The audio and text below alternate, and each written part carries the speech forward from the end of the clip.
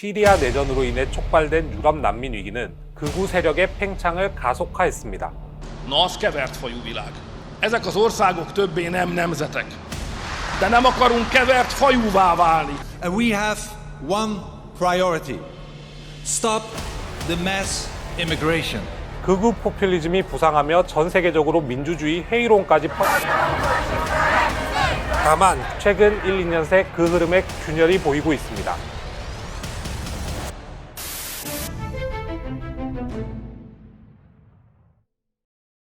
지난해 10월 5일 수천 명의 인파가 헝가리 부다페스트 국회의사당 앞에 모여 시위를 벌였습니다. 이들이 거리로 나온 이유는 인플레이션과 경기 침체, 수년간의 경제 문제를 해결하지 못한 오르반 빅토르 총리가 시위의 대상이었어요. 추락한 경제에 헝가리 민심은 결국 16년 만에 정권 교체를 선택했는데 이 선거 결과가 엄청난 주목을 받았습니다. 민주화 투사에서 극우 포퓰리스트로 변신한 오르반 빅토르 때문인데 이번 헝가리의 정권 교체가 전 세계적으로 눈에 띄게 성장해온 극우 포퓰리즘의 퇴보 가능성을 엿볼 가늠자였기 때문입니다. 그동안 극우 세력이 급속도로 성장한 배경엔 경제적 불평등이 있었습니다. 2008년 글로벌 금융위기 이후 서민들의 삶이 악화된 반면 위기를 촉발했던 금융 엘리트 세력은 견고한 세력을 유지했습니다. 이 현상은 미국과 유럽을 가리지 않았습니다. 이에 더해 시리아 내전으로 인해 촉발된 유럽 난민 위기는 극우 세력의 팽창을 가속화했습니다. 이런 흐름을 가장 효과적으로 활용한 정치인이 바로 오르반이었습니다. 그는 2010년 재집권에 성공한 뒤 다국적 자본 등의 징벌적 과세를 부과하고 이를 재정적자 축소에 사용했습니다. 난민 위기 때도 국경 장벽을 세우는 등 강경 정책을 앞장서 실행했습니다. EU 회원국간 자유로운 인적 이동을 규정한 생겐 조약을 무시하는 행위였지만 국민들은 열광했죠. 경제 지표도 나쁘지 않았습니다. 집권 후 2019년까지 헝가리의 경제 성장률은 유로존 위기가 있었던 2012년을 제외하면 플러스를 기록했습니다. 특히 2018년과 2019년엔 5%가 넘는 고성장을 보여줬죠. 그런데 오르반이 선을 넘기 시작했습니다. 혼혈 국가가 국가냐는 식의 차별적 발언을 거리낌 없이 던졌고 노골적인 친러시아 반 EU 행보를 보였습니다. 언론과 시민단체를 탄압하며 표현의 자유는 크게 위축됐습니다. 극우 행보가 강화되는 동안 경제는 흔들렸습니다. 2022년과 2023년 헝가리의 물가 상승률은 EU 국가들 중 최고 수준을 기록했습니다. 물가가 폭등하며 경제 성장률은 추락했습니다. 헝가리의 경제 성장률은 2024년 0.6%, 2025년 0.4%에 그쳤습니다. 전쟁을 겪은 우크라이나보다도 낮은 수준입니다. 헝가리 경제 성장에 큰 역할을 했던 EU 자금줄도 관계가 악화되며 끊어졌죠. 처참한 경제 실정 앞에서 극우적 레토릭도 오르반 총리가 설계해둔 여러 유리한 조건도 무의미했습니다. 유권자들은 개헌선 이상의 압도적 득표를 티서당에 몰아주며 실정을 심판했습니다. 극우 포퓰리즘의 부상은 전 세계적으로 민주주의 회의론까지 나오게 한 게 사실입니다. 최근 독일에서 극우 정당 지지율이 역대 최고를 기록하는 등 여전히 세를 키우고 있죠. 다만 극우가 집권한 곳에선 최근 1, 2년 새 그 흐름에 균열이 나타나고 있습니다. 집권 이후 무능력한 모습만 보이자 심판받는 사례가 생긴 거죠. 핀란드가 대표적입니다. 극우 정당 피닌당은 2023년 총선에서 원내 2당의 자리에 오르며 집권 전쟁에 참여했습니다. 사회복지 예산 대규모 삭감, 고소득층 세금 감면 등의 정책을 추진했지만 경제 지표는 더 나빠졌죠. 정치인들이 아시아인 비하를 상징하는 눈찍기 인증을 하는 등 노골적인 인종차별 논란을 일으키기도 했습니다. 지난해 4월 지방선거에서 피닌당은 전국적으로 무려 700석을 이루며 대패했습니다.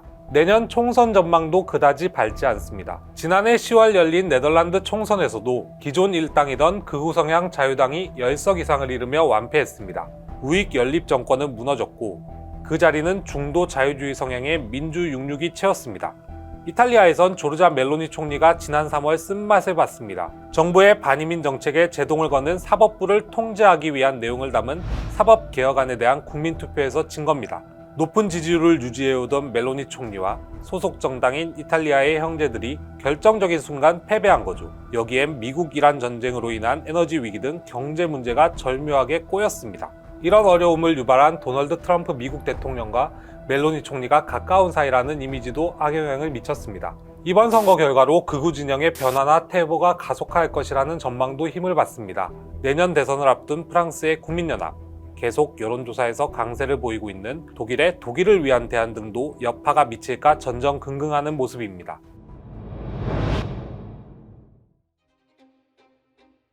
극우 손절 흐름의 다음 타겟은 트럼프일 듯합니다. 대표적인 친트럼프 인사였던 멜로니 총리는 트럼프에 대한 비판 수위를 높이며 분명한 손절 노선을 택했습니다.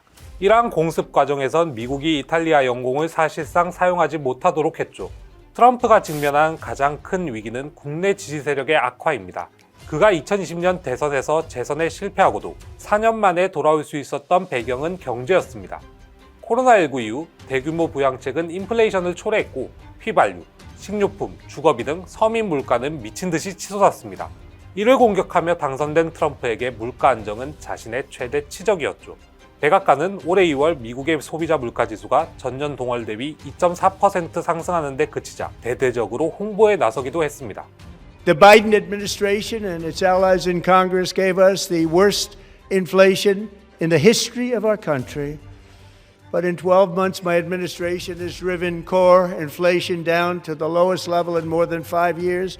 하지만 불과 한 달 만에 소비자 물가는 3.3% 상승하며 3년 9개월 만에 가장 높은 수준을 기록했습니다. 이러한 공습의 부작용이었죠. 순식간에 경제 불안이 덮쳤습니다. 트럼프의 핵심 지지층이 마간의 균열도 커졌습니다. 도대체 왜 남의 나라 전쟁 때문에 우리가 피해를 받아야지? 의문이 제기됐고 적지 않은 마가 인사들이 트럼프 곁을 떠났습니다. But it just seems so insane based on what he ran on. I mean, this is why a lot of people feel betrayed, right? He ran on no more wars and these stupid, senseless wars, and then we have one that we can't even really clearly define why we did it. 이 분위기라면 올해 11월 미국 중간선거에서 트럼프는 큰 타격을 입을 가능성이 큽니다. 중간선거는 미국 하원 전체와 상원 3분의 1을 다시 뽑는 정권 중간평가입니다. 연초까지만 해도 상원은 공화당이 지킬 것이라는 관측이 지배적이었습니다. 하지만 이러한 공습 이후 상황은 급변했습니다. 하원 선거에선 민주당 우세폭이 커지기 시작했고 공화당이 안심하던 상원조차 위험해진 상황입니다. 극우 세력의 아이콘인 오르반 총리의 패배와 트럼프에 대한 부정적 여론의 급등은 극우 진영에 분명한 메시지를 주고 있습니다. 여전히 유권자들은 언제든 권력을 다시 뺏을 수 있다는 점입니다. 과연 트럼프도 극우 포퓰리즘에 대한 민주주의의 심판을 마주하게 될까요? 미국 중간선거에 전 세계의 시선이 쏠리고 있습니다. 여러분의 생각을 댓글로 남겨주세요. 지금까지 썰로벌이었습니다.